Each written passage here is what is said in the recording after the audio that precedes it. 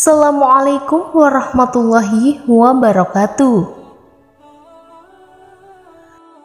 Sholat merupakan salah satu ibadah yang harus dikerjakan setiap hari untuk mendekatkan diri menghadap kepada Allah Subhanahu wa Ta'ala. Karena barang siapa yang melakukan sholat dengan ikhlas, maka Allah akan memasukkannya ke dalam surga, dan barang siapa yang tidak melakukannya akan masuk ke neraka. Tapi ada juga yang melakukan sholat hampir puluhan tahun tapi tetap masuk neraka. Ada salah seorang ulama yang bernama Abu bin Hashim yang setiap harinya selalu melakukan sholat 5 waktu, dan sholat malam pun dirinya selalu tidak pernah putus. Hampir puluhan tahun dirinya selalu mengerjakan sholat malam, yaitu tahajud.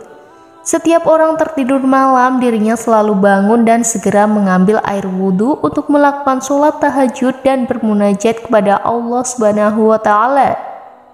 Pada suatu ketika saat hendak mengambil wudhu untuk tahajud, Abu bin Hashim dikagetkan oleh keberadaan sesosok makhluk yang duduk di bibir sumurnya. Abu bin Hasan bertanya, "Wahai hamba Allah, siapakah engkau?" Sambil tersenyum, sosok itu berkata, "Aku malaikat utusan Allah."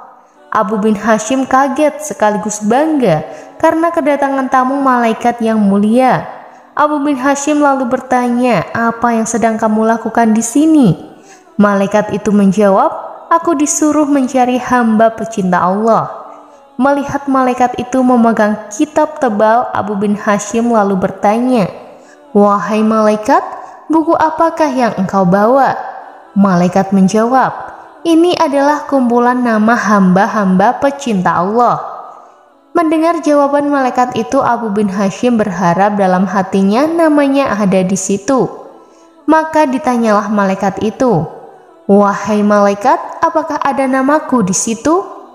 Abu bin Hashim berasumsi bahwa namanya ada di buku itu mengingat amalan ibadahnya yang tidak kenal putusnya. Selalu mengerjakan sholat tahajud setiap malam, berdoa dan bermunajat kepada Allah Subhanahu wa Ta'ala di sepertiga malam. "Baiklah, aku buka," kata malaikat sambil membuka kitab besarnya. Dan ternyata malaikat itu tidak menemukan nama Abu bin Hashim di dalamnya. Karena tidak percaya, Abu bin Hashim meminta malaikat mencarinya sekali lagi. "Betul, namamu tidak ada di dalam buku ini," kata malaikat. Abu bin Hashim pun gemetar dan jatuh tersungkur di depan malaikat. Dia menangis sejadi-jadinya.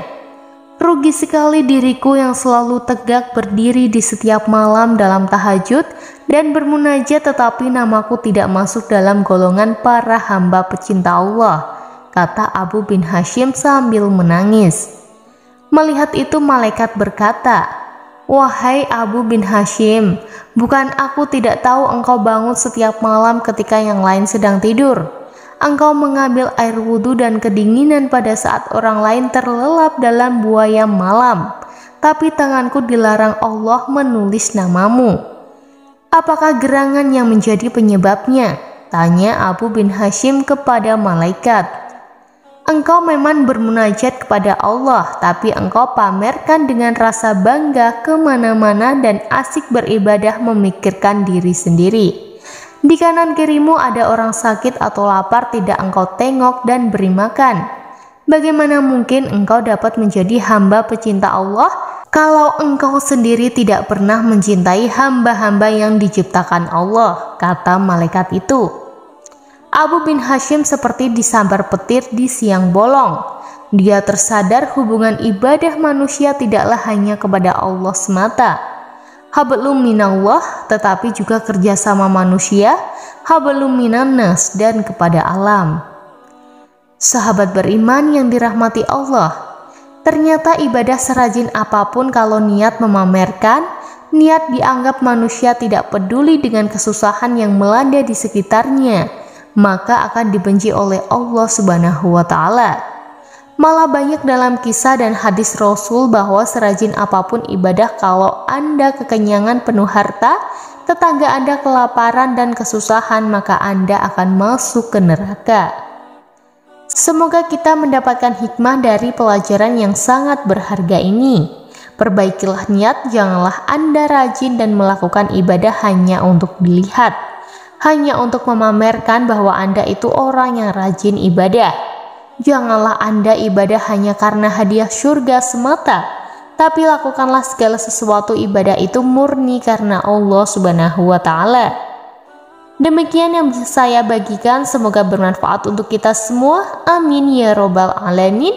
Wassalamualaikum warahmatullahi wabarakatuh.